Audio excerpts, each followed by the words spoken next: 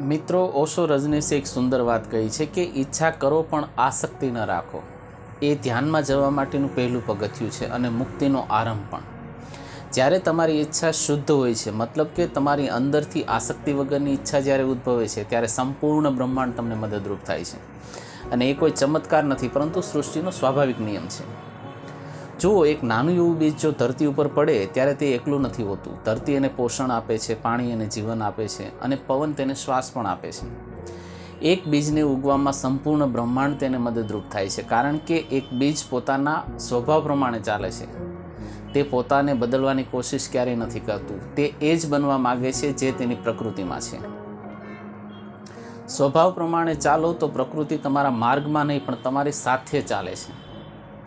સમસ્યા ત્યારે આવે છે જ્યારે તમારી ઈચ્છા તમારી નથી હોતી, કારણ કે તમે ભીડની નકલમાં જીવી રહ્યા હો છો.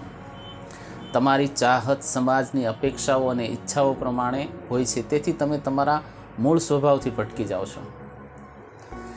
અને આવી ઈચ્છાઓ માટે બ્રહ્માંડ ક્યારેય મદદરૂપ થતું નથી, કેમ કે એ અવાજ તમારા અંતરાત્માનો નથી. તેથી જ પ્રકૃતિ ફક્ત સત્ય સાથે જ હોય છે, જૂઠ સાથે ક્યારેય ન હોઈ શકે.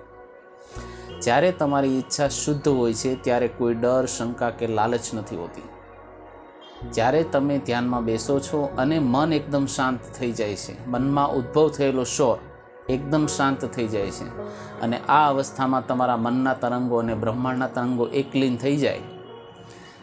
તમે જ્યારે આસક્તિ વિના જ કંઈ પણ ઈચ્છા રાખો ત્યારે બ્રહ્માંડ એને પૂરી કરવામાં સંપૂર્ણ રીતે મદદ કરે છે.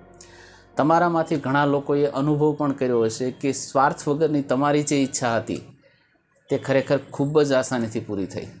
મિત્રો, આ તો એક દરિયામાંથી લીધેલ બૂંદ સમાન વાત છે. તમારે જો બ્રહ્માંડના રહસ્યો અને પ્રકૃતિ વિશે વધારે જાણવાની ઈચ્છા હોય તો ઓશો રજનીશના ઓડિયો અને વિડીયો અવશ્ય સાંભળવા જોઈએ. Thank you.